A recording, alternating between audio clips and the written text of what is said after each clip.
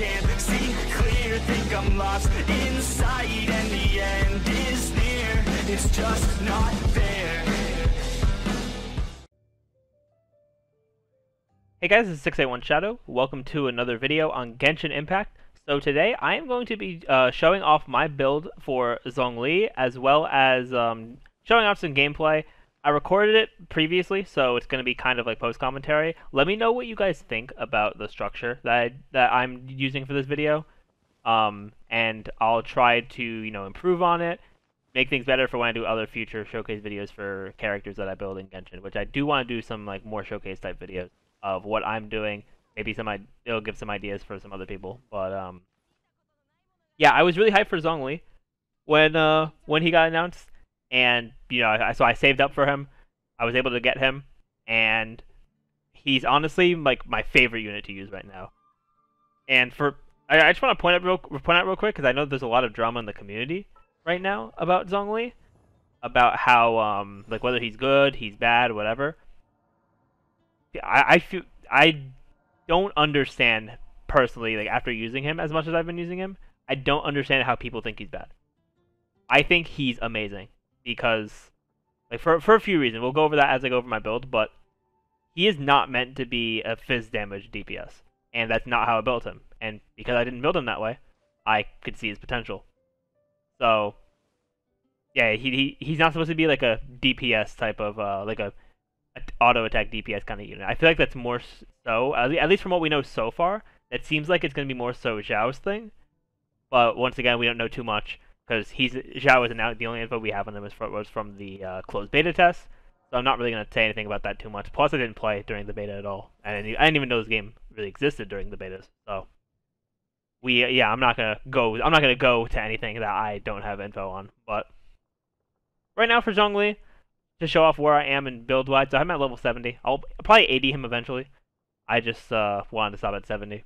See where I can get right here. This was the main one I wanted to go to. This is the main level I wanted to go to as well because of his extra talent. So let's take a look here. So stat-wise, 22,000 HP. 1.6k attack, 700 defense, 105 elemental mastery, which is like whatever. Honestly, it doesn't. Elemental mastery, it's okay. To have elemental mastery, like it's not like what you really want to get, but it's something, Yeah, so we have the stats right here. Yeah, it does help damage absorption of shields created through crystallize, so I guess that could be good for something.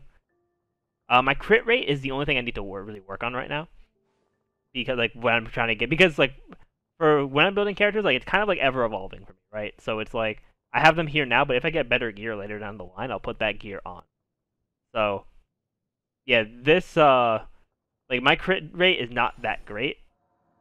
I would want that to be higher up, maybe, like, around 50%, ideally, but I haven't gotten the drops for that yet. And then crit damage is, it's alright. Yeah, crit damage, 68.7%. That could also be higher, but, that's fine where it is.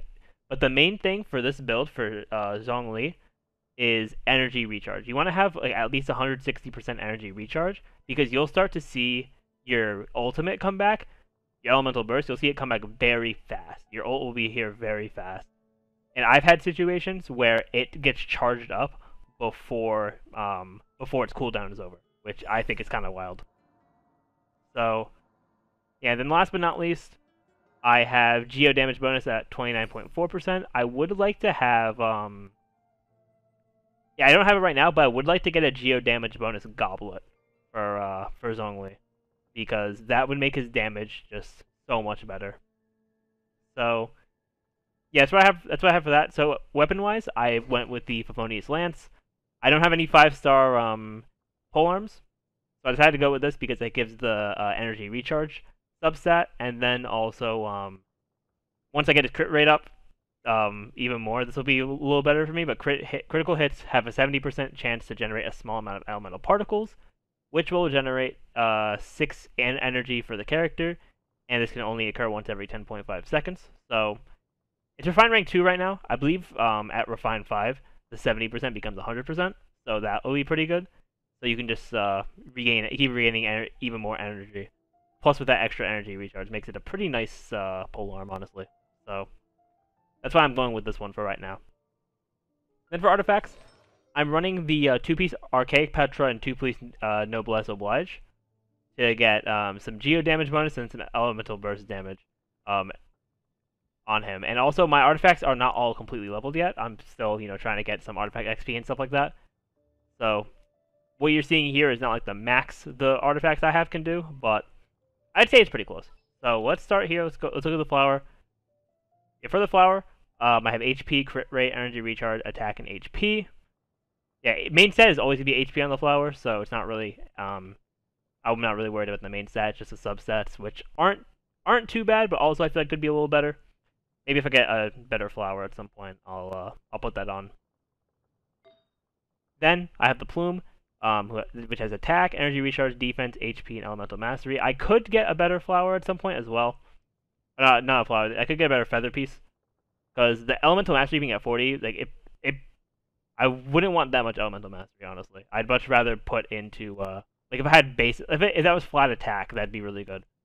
So yeah, the flower could use some work, but it's still decent. It gives the attack, energy recharge. It gives HP as well, which I'll show when I show off his chat. When I show off his talents, for those of you who don't already know, you'll be able to see that.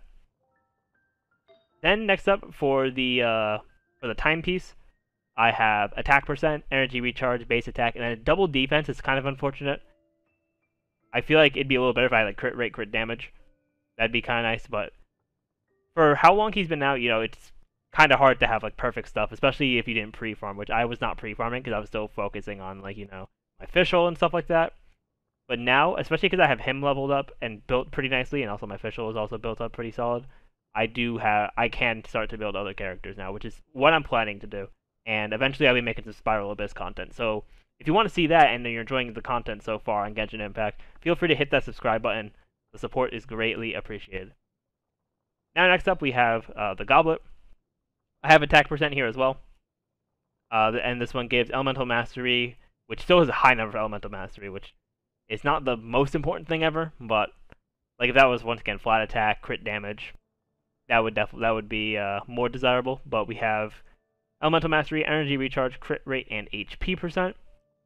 So still decent, yeah, still definitely decent. And then lastly, we have the like crown piece. I have HP percent here. I would like to have attack percent, but HP percent is still solid on Zhongli because of how his abilities work. So that is still definitely fine. It has defense, which kind of sucks. Crit damage is pretty nice. The attack down here also rolled very nicely for me. I think it buffed the attack twice when it was buffing the existing substats. And the Elemental Mastery is kind of but for this one, it didn't get upgraded at all. So I mean, I'll take that.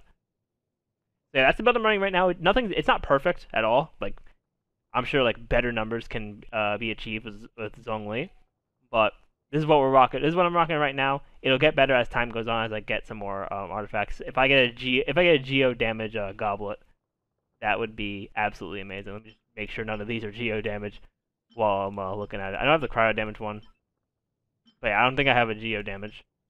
I have a lot of cryo damage Goblets. I don't know why.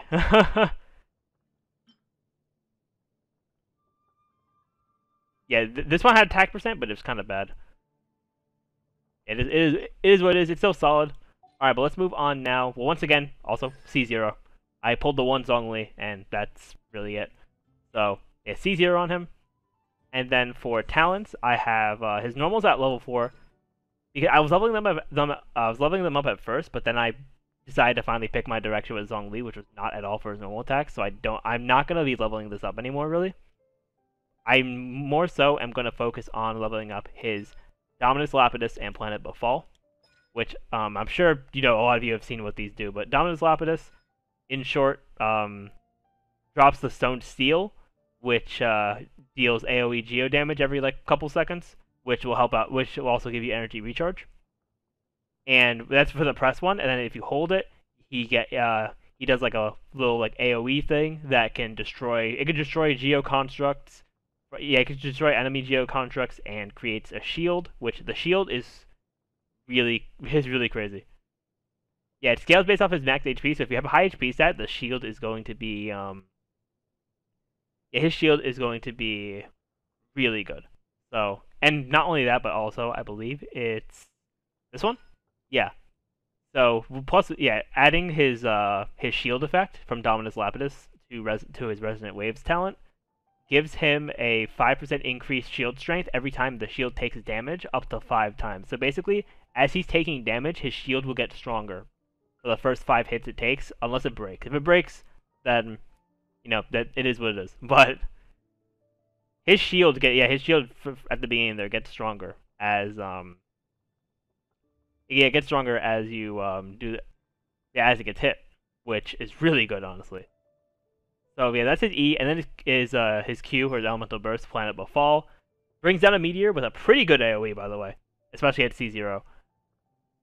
And then it petrifies them for a certain time, and the petrification time, the duration goes up as you increase the talent. So right now at level 6, it's 3.6 seconds with a 640% skill damage, which is insane to think about.